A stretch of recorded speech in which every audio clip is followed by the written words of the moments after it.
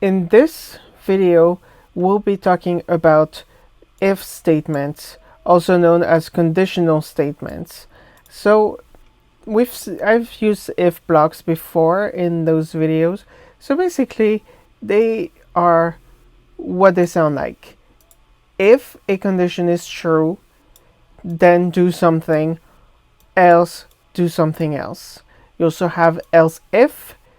So if this condition is not true, but if this one is true, then do this.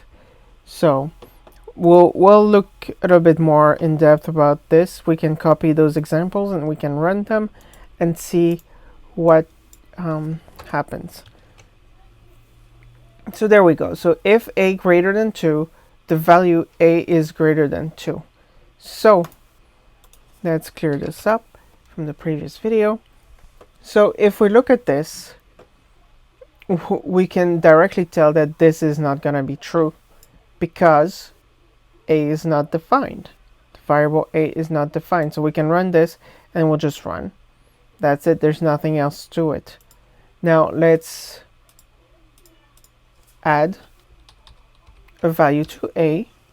Let's say a equals 3. Sorry, a equals 3. Then the value 3 is greater than 2. So now let's look at else. Let's add an else here. So if a greater than 2, then we say the value a is greater than 2. Otherwise, we're going to say right host the value a is less than or equal to 2. Because greater than is strictly greater than. If we wanted greater or equal, we would use GE. And I'll do a video dedicated to operators and comparators and all these items. So there we go. The value 3 is greater than 2. And now if we do 2, let's clear that. Now if we do 2, the value 2 is less than or equal to 2. So that's correct. Now let's see. Now let's say we want to know if the value is equal to 2, if the value is greater than 2, but we can also do else if, right, a equals 2, right? So now if we need to have that case, here we have one too many. If we need to have that case, then we can say this, right? So we do the value is equal to 2, and this one is strictly less than 2. So now if we run this, oops, I have a problem.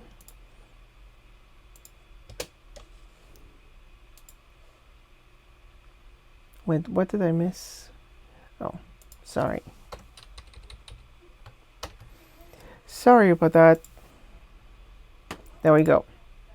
So A, let's go through all the cases. Let's clear the line. I'm gonna bring this up actually.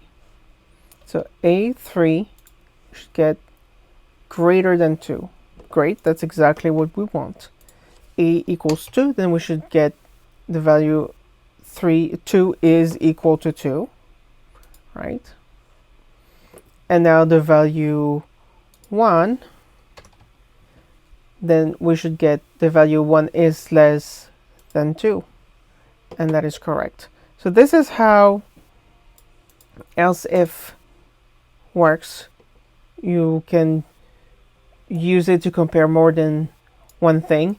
One thing to keep in mind though, one thing you may not know, is that as long as this value is not, so let's say a equals this, or A equals null, or A equals, and I think this is correct, or A equals 0. So if we use, if A is any of those values, right, of the result of this condition here, so we say A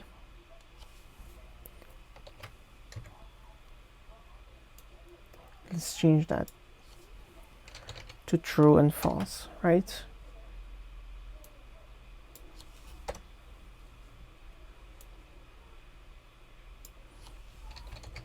All right, so we'll do A true and false. So A equals empty string, and that will evaluate to false. If A equals 0, this will also evaluate to false. If it's an empty array, I think this will evaluate to false. If this is an empty, it's null, it will evaluate to false. And if it's any other value at all,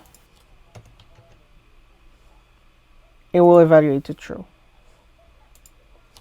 So even an array with, I wouldn't be surprised if an array with an empty string worked to false. Ah, no, that's false. But any value,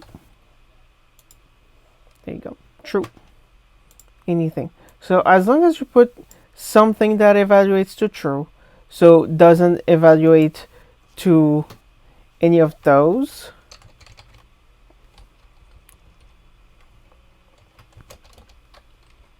so any of those,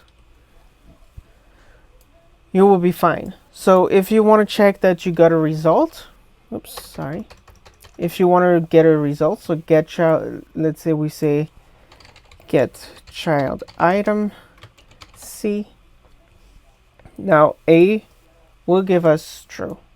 Let me clear this. So this will give me true, and even though it's going to return an error, let's do this. This will then give me false, because this is empty. Actually, it's probably because A equals true. I think it's because, yeah, no. Okay, so this is returning nothing. And therefore, this is set to nothing because there's nothing. And therefore, it's false. So if you want to evaluate if a variable has a value assigned to it, a valid value, then you can just do if variable, and then you will have the result, the true false result. So that's it for is, if, else, and else if. And in the next video, we'll cover more conditional statements.